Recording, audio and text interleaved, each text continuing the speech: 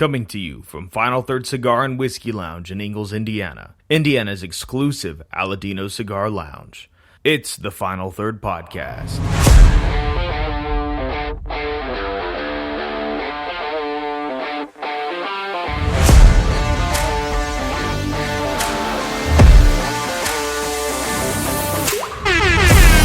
Welcome back to the Final Third Podcast. I'm Rob. And I'm Isaiah, and we've got a special guest here with us today, Sean McBride, with Bardstown and Green River. Yeah, that's right. He pretty much is Bardstown Bourbon Company and Green River, as far as we're concerned. Exactly. Yeah, that's all that matters.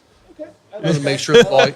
Can you make sure the volume on his microphone's good? Yeah. We're small circle, so that's fine. I can be your end all be all for Yeah. Bardstown and Green River for this little neck of the woods Absolutely. Totally. in the great Ingalls, Indiana. Oh, yeah. The Grand Ingalls, Indiana. Yes, it is. Yes, it is. I love it. Well, today we're going to be, as we're tasting through a lot of the lineup from Bardstown and Green River, we're going to be smoking the Mil Diaz Marinitos, the 2023 edition.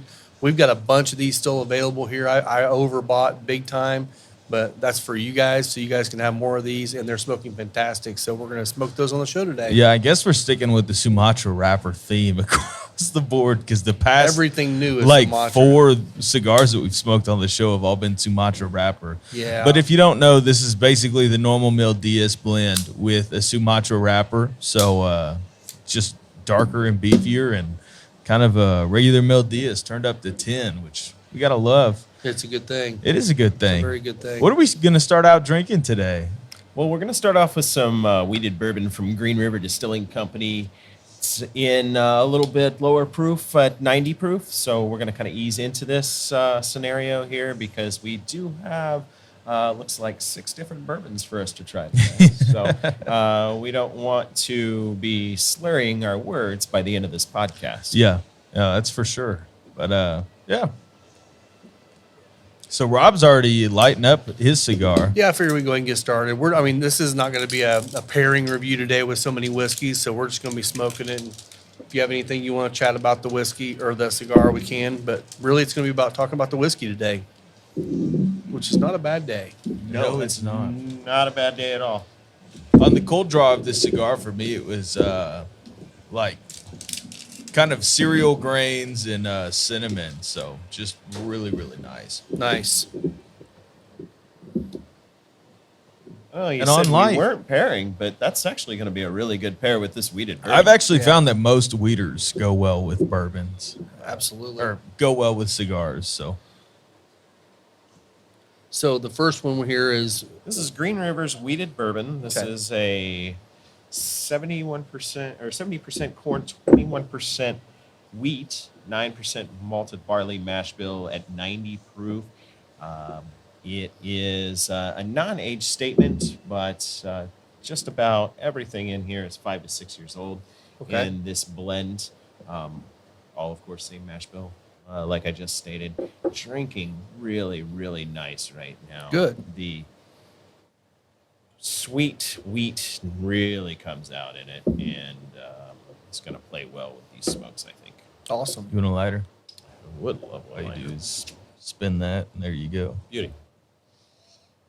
So on the nose for this, for me, it's like some rich brown sugars, a little bit of cinnamon in there. Really And nice. that could be bright. from retrohaling the cigar too, that I'm getting Could that be. little bit of spice. It's definitely got that really nice bright note to it, which I like.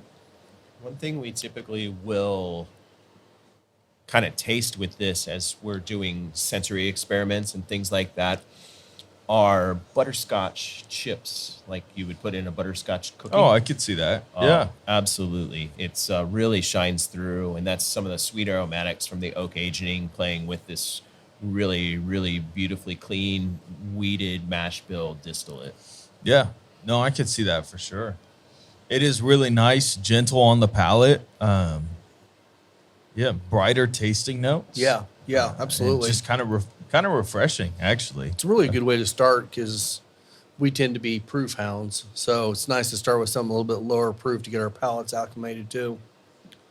So tell us about yourself when you're not in Ingalls, Indiana, being both Bardstown Bourbon Company and Green River. Who are you and what do you do? Basically regional manager for the company. I manage the business in Michigan, Indiana, Ohio, and we're going to be starting distribution up in Pennsylvania here very soon.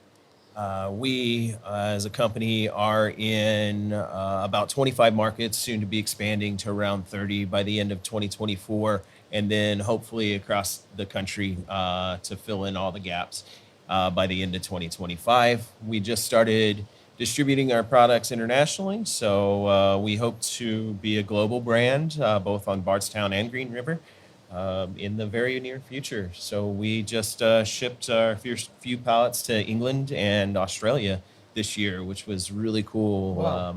Being one of the guys that was on board from the very beginning of this brand's launch to where we're seeing our products in foreign countries is That's amazing. really, really neat. Yeah, that's awesome. So you've been on since the beginning with Bardstown? Yeah. So Nice. how long Absolutely. ago is that? And what were you originally doing, or was it this same position? It was not. It's been a pretty big development for me. So my nutshell in the past, it's kind of ironic that we're sitting here because I went to high school just down the road at Mount Vernon High School Oh, wow. in Fortville, Indiana. That's So, right. I and forgot about that. I think you guys are quite literally maybe one city block outside of Fortville. Yep. So from this area, grew up out in Hancock County, Indiana, and then I went to college at Indiana University, Purdue University. Was in the restaurant business for about 17 years, and then I up until I owned my own restaurant. And when I closed my restaurant, I went into the alcohol business where I've been for the past 11 years now, in specifically in whiskey for about 10 of those years. Wow. That's cool. That's awesome. So you're just a connoisseur of all things flavor. I like to think that I've got some chops. Nice. Yeah. That's awesome. So is that 10 years ago is when Bardstown started? No, about No? 10 years ago, I worked for some other companies that will remain nameless Gotcha. until 2019 was when I came on board for Bardstown. That's when we launched our brand. We've been distilling since 2016. Okay. And we'll get more into that story as we kind of move on down the Great. line of whiskeys here. Good deal. But the brand itself launched in only 6 states in 2019, Indiana being one of the first. Okay. Very good. I actually got a barrel pick from Market District. And I know we're talking about Green River now, but we'll get into it. But I did get a barrel pick from them of a Bardstown, and it was delicious. It's still up there with one of the best Bardstowns I've ever had. And they did a really nice job on their picks. Good. I'm glad you liked it. That is one thing that we're slowly releasing across the country is our single barrel selections for private selections. And that's both Bardstown and Green River Distilling Company. Yeah. Sorry. Well, good deal. Sorry about that. No, I'm working on getting a dump glass because I still have work today. Isaiah didn't tell you he's a pastor too, so Yeah. he's got to Yeah, go that's back what to I do. church. Well, God bless you. He is. Well, good deal. Good deal. Yeah. Well, okay. So, So we can Let's move keep on going from on. the Yeah, keep talking, wheated yeah. bourbon going into some high rye bourbon now. We're just going to flip that flavor grain from wheat to rye now. So 21% high rye mash bill bourbon here at the Awesome. same proof, at 90 proof as well. Are there Isaiah's any a rye man. higher proof offerings coming out from Green River currently within your own label? Well, our single barrels are bottled at 119 proof, and we're still under development with some other things. This is a very young brand. We reintroduced this brand just in 2022 was when we started reintroducing it and launched in all of our Bardstown Bourbon Company states. So all 25 states also has Green River now Okay. just this year. yeah, I This, think the first place I saw it was down here at Elite. Elite. They had it. I don't know Yeah. if it was a pick or if it was just the I regular think it was release. just the standard. Yeah. Yeah. It is just the standard. There haven't been very many of the single barrels hit the Gotcha. market yet. Okay. Just a couple in Indiana. There'll be some more that filter in through the end of the year. So you guys That's nice. recently acquired Green River. Mhm. What has that been like? And it was kind of a, I don't know about a historic brand, but with the Dant name behind it, which is what it, who used to be behind it. Like, what has changed there since the acquisition of Green River by Bardstown Bourbon Company, or do you know? Well, I can tell you a lot about the history of Green River. The brand is pre-prohibition brand started by John J. McCullough, and then, of course, as you mentioned, later owned by the Dant family. And the distillery itself had been moved from its original spot in Owensboro and just kind of up the road a little bit to a more production-friendly facility, not quite as close to the river, a little bit larger plot of land, and has seen a lot of ups and downs, closed down through Prohibition, reopened, closed again. When the property was starting to be renovated after going derelict, it had, several of the buildings had collapsed and everything. So the building was brought up and reestablished by the prior company, and we took over in 2022. And it has been a really fantastic integration of our two teams. And we have a new master distiller on the Green River side, Aaron, who has been absolutely wonderful. And he honestly is such a humble guy. He doesn't even like to hold the master distiller kind of jargon when it comes to talking about what he does. He's just another one of the guys putting together some great whiskeys. The brand has seen a lot of changes since we took over, for sure, as far as just the marketing and the awareness of the brand. And the quality is still what the original quality of Green River was when they reintroduced it. Their distillate is absolutely amazing. It comes off of a really beautiful Vendome column still. It's the third largest column still in the state of Kentucky. Wow. So probably beat out by Heaven Hill and Bardstown Bourbon Company. Well, no, but the stills at Bardstown aren't quite the biggest by any means. We do pump out a lot of distillate, not just for ourselves, but for lots of partner brands at Bardstown Bourbon Company. And we do a lot of contract stuff at Green River. But there's only a couple of stills that are bigger, and they are in neighboring distilleries in Bardstown. Okay. Yeah. Nice. Yeah. Well, that's cool. It is really interesting to see the Green River brand become, well, it seems like a household name if you're in the whiskey community since your acquisition. Really of them. quick, yeah. Yeah, I mean, they kind of came to the market really quickly, and we've even seen a lot of the places that are sourcing getting more of their product, and that's also been an interesting way to try some of the Green River distillate. Have you guys changed the mash bills, or are you sticking with what? I'm sure you're doing contract distillation, and there's a million mash bills that run on that still. But as far as the Green River brand, are you guys sticking to the same mash bills that they had been producing there? Or? Yes, absolutely. The 21% wheated rye mash bill is what the brand was reestablished with. And it is absolutely phenomenal. It's more of a, I believe, traditional style of bourbon, as opposed to, with Bardstown, we have that juxtaposition with Bardstown, where we are definitely a more modern, very fluid company when it comes to making our bourbons at Bardstown, and a little bit more steeped in tradition with Green River. So the pair is really nice. Yeah, that's great. So when are we going to see an Amberana finish? That's a joke. Please don't. Yeah, please don't. Everybody's doing it.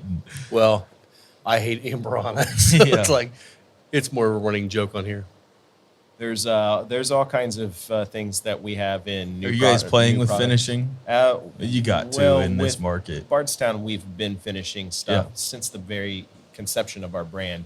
We have a line of whiskeys called the Collaboration Series, in which we trade barrels or have custom barrels made by another distillery, brewery, winery, or as with custom barrels, a cooperage, which we have done recently. Yeah. So the finishing for example, in 2022, we won the double gold best in class at San Francisco Wine and Spirits competition with our Chateau de la Baude Armagnac finished. Yeah. Oh. Which that's a Bourbon. fantastic bottle.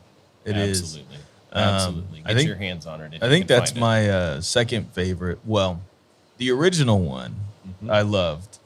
But the other one that came from Bardstown Bourbon Company that I was just shocked and impressed by was the triple blended stave finish, which I'm pretty sure was a distillery only release. It was at least a distillery originally. only Yeah. release. Yes, that's right. And we actually had it on the Fill Your Own Bottle line as well out in Rickhouse A.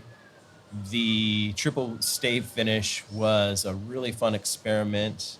Took a lot of very technical blending in order to get it absolutely perfect, and is super, super complex Yeah. because of that. But it is one of the more unique and more complex bourbons that Yeah. you can possibly It's fantastic. find. Awesome. Yeah, for sure. Well, good deal. Well, let's jump into the Bardstowns. All right. Which, So- first of all, those two were really nice. Yeah.